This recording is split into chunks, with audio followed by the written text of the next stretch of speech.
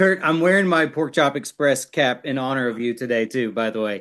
I need to grow out my hair a little more back here to pull it off as good as you do. I wanted to say what I love about Monarch is how we get to see Lee Shaw in two eras of his life.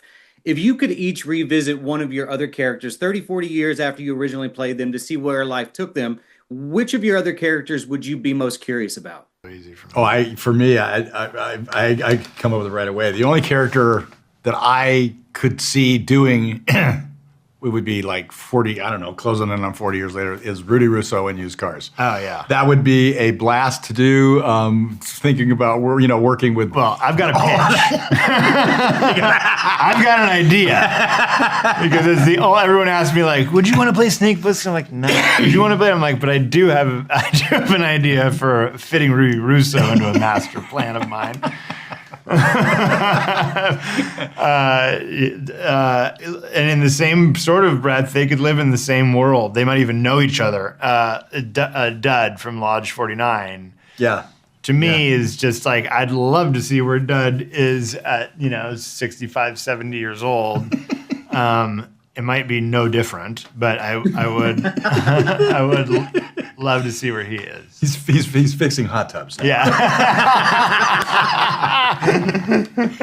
Now, I only ask this because I'm with Comicbook.com, but Godzilla's crossed over with a lot of characters in the comics. So I was curious, what's one franchise that you think would be a lot of fun to see cross over with the Monsterverse in live action?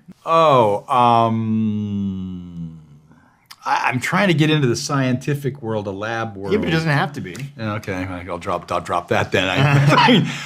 Aliens? Aliens would be cool. Aliens is Aliens. I think Aliens. I like Aliens. Aliens. Very good answer. I like good that. That'd be answer. interesting. Kurt, any chance that you'll be doing some more narration for the Adventures of Cliff Booth? That was really interesting because Quentin had finished the movie, and then I think he finished the movie and he said, "Oh, I know. I want you to do the narration." I said, "What do you mean?"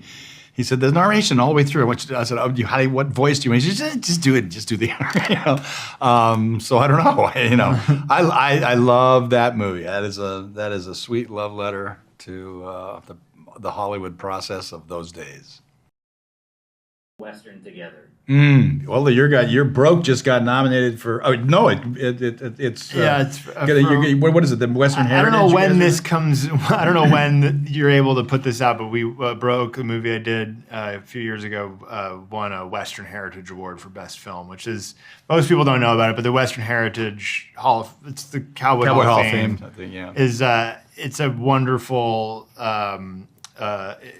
It's a big honor to have been recognized by them in that world. It was very important to us that it was authentic, and this movie was authentic. It's a big vote of confidence for the fact that we did that very well, and I would love to. Well, I know exactly. I have ideas. I'd love to. I just come around and say it. I'd love to do fascinating human being, and it would be so much fun to be in the movie. I'd love to see him do Buffalo Bill.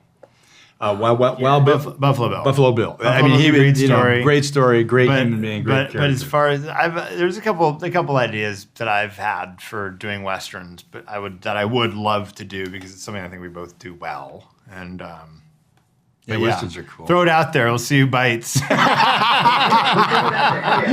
What was something about both of your characters you learned this season that genuinely surprised you? Yeah, I think I guess I learned how. I knew my character was passionate about discovering things and looking into his past and finding out what happened, but I didn't realize that he would put that before almost everything. No spoilers, but I kind of thought we were building his relationship to Keiko in a way that would like get in the way of that, and in a way the relationship gets in the way of his passions, which surprised me. Good answer. Yeah. Good luck. I'm trying over here. I think Keiko, we didn't see, simply in season 2, we see more of her. So there were like more opportunities to explore the human side of her. because I think we saw a lot of like the scientist side of her in season 1. So I think we see her flaws in some ways, which is really interesting. And also we talk a little bit about her past as well, which wasn't all that clear, like her life before she came to the States. So yeah, it was a lot of deepening of and building upon the things that we knew from in season 1, which was really exciting to play. Yeah, to speak to that, I feel like Keiko's situation as a character is so interesting this season. What's the dynamic like when you're hanging out with actors on set, playing your grandchildren, but you're roughly the same age? I mean, the grandma-ness of it doesn't come into play. I think it's interesting, right? Because in the acting of it too, like it was fun to play the trepidation of like, how much can I insert myself because I've never been in your life. How much can I insert any kind of grandmotherly authority or, even lovingness into the relationships because we just met, but it's just so innate in her. So she can't help it. So that was like a tension that was interesting to play. But offset, we're just vibing. It's fun. Anders, I only asked this because I'm a giant fan, but if the Workaholics crew all came across a big giant kaiju, who do you think would be the first ones to crap their pants? That's a great question. I think it would be Adam, and then we would find out that it actually happened like 45 minutes before that from drinking too many beers the night before. Godzilla's crossed over with all kinds of characters in the comics. What's one franchise that you think would be amazing to see him collide with in live action? Someone was just saying, right? Kiersey was just saying heated rivalry. Heated rivalry. Yeah. So, yeah. Yeah, just have some hockey players try and take him down. Yeah. But other than that, I think it would be cool. Let's see. What are some franchises? I mean, yeah. You kind of go like Transformers or like something larger than life, but like the Hunger Games? Hunger Games could be fascinating. Mm-hmm. That's interesting. Yeah. Last question for you guys. After you saw season 1 completely finished, VFX monsters and all, does it make you recalibrate or shift the way you play your characters the next season in any sort of way? I don't think so. But my big takeaway after watching season 1 and then seeing some of season 2 is like, I can't believe that I get to be in something that looks this amazing and has this kind of scope. Coming from a background of comedy where things are kind of small and like, it's just about like a small scene and being goofy.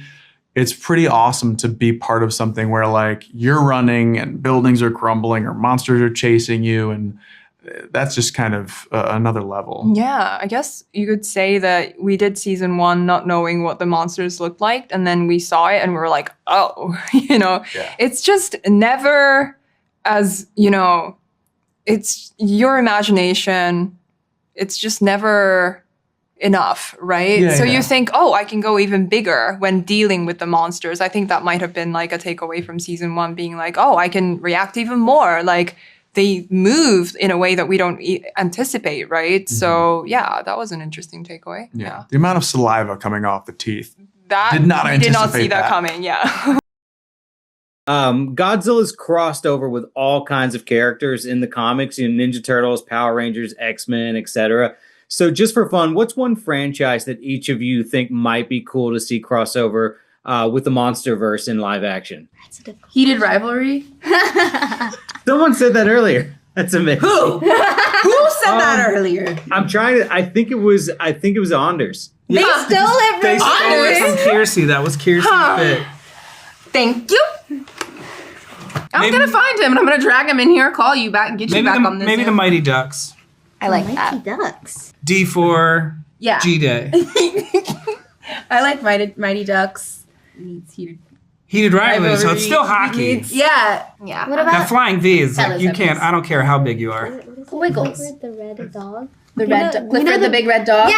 I like that! Clifford the big red dog. I like that! Clifford That's a the great big one. red dog. Good for you. I actually really like love that. That would be amazing. Maybe they just hug it out instead. Yeah. I love that answer. Joe, I want to say you literally get in Kurt Russell's face this season and get to just shout at him, and he's shouting at you. Best so I day of want my to life. know Was your inner child just like screaming on the inside? What was going through your mind in that moment? First of all, it's just like you're screaming at Kurt Russell, which is really surreal. But also just like the given circumstances of the scene is like the last time I saw this guy, he tried to blow up a building that I was in. So kind of like F him. But yeah, I mean, it's very surreal to be screaming in McCready's face. He came back like this. Yeah, which I do after every take. Anna, I want to know, what's the dynamic like when you're hanging out with someone playing your grandma, but you're roughly the same age? Oh, I mean, I never looked at her being like, grandma? Like, it's like I just loved her character in season 1, and it was so special for me to share scenes with Mari because I respect her so much. And Kate also looks at her grandma being like, I want to be like her. You know, she's the first person that she believes that maybe she can do something that is meaningful and purposeful. And so, yeah, it was so special. And I love Mari. I think we all agree that she's incredible. She's fine. She's fine. She's okay. She's fine. You know, after you saw season 1, completely finished, VFX, monsters and all, what was your reaction to it? And did it make you recalibrate or shift the way that you play your characters this season? Not for me. I was just like impressed about how the monsters from the movies look the same as the show. It doesn't feel like they skimped at all. And to have that continuity, I think, is what I think people that enjoy these films come to the show for too. But that's just like a credit to the VFX, Sean and everybody. Like I don't know. I was just so impressed with like, wow, it looks incredible. Mm-hmm. I think when I watch the final edit of something, it's always like, oh, they didn't use this scene, so then I have to remember that we never had that conversation. And so it's really interesting, and it gives me more insight into the characters, and also you get to have another perspective, so it's always great and so much fun watching. Yeah. I don't know. I feel like watching the first season, it like it reminds me of things, but I feel like second season, I'm just sort of moving forward the way that a human would, reflecting in a way that, the character requires, as we all do reflect in our lives. But I'm just the story. I don't know. I'm going off the story that I'm currently dealing with in this season. I don't really know. I don't really like to also go back and like watch myself. First off, the second season's incredible. Titan X, holy crap. Whose idea was it to make Godzilla with tentacles? Well, we have an incredible team, and we're always trying to improve on everything that we've done and try to surprise people in every which way. And it's always really fun to start to come up with those designs. We knew that we wanted to do something different. We knew that we love our hero Titans, and it's why people come see the show. But we also wanted to surprise them with something new. And it's always fun for us to start to dive deep and look into real world creatures that exist. And I'll tell you, those early meetings are always a little bit like, not for the faint of heart. You're sort of like poking through. You're like, that really? What? Huh? That's a real thing? Yeah. These are crazy. Did you always know that you wanted to go with a new Titan, or were there other Titans up for the role originally? I love that question. We had some bad auditions from Mothra. No, I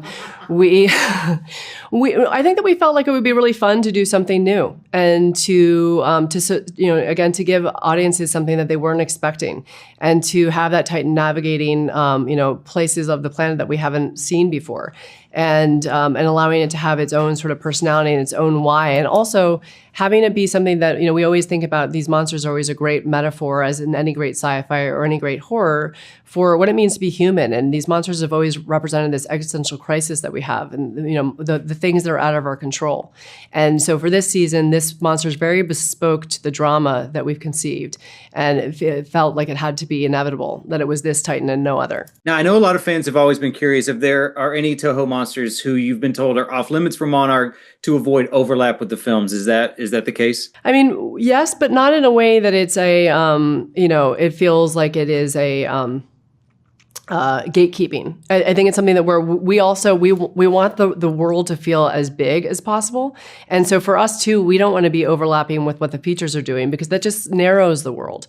And so we're always trying to look for, what story hasn't been told and how can we tell that in a really effective way? And how can we take pieces that we know are coming or that came before us and have it all feel of a piece and all feel cohesive in a way that also surprises and doesn't exhaust. Godzilla's crossed over with all kinds of characters in the comics. So just for fun, what's one franchise that you think would be a lot of fun to see them cross over into the Monsterverse in live action?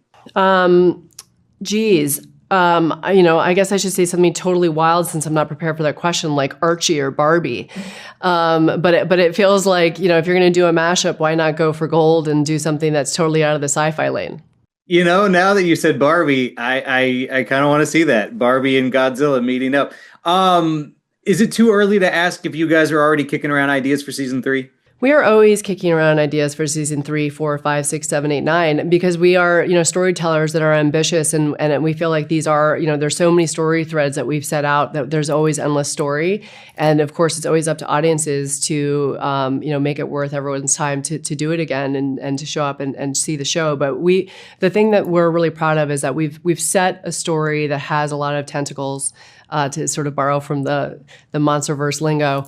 And it's also why we're creating different shows in this world. And we've already started to map those out. We have, one that's going to be shot this spring. And we want all of them to have different tones, different feelings. We don't want to be repeating ourselves. We want people to see it and go, I did not expect that. I did not expect that tone. I did not expect that voice. I did not expect that world.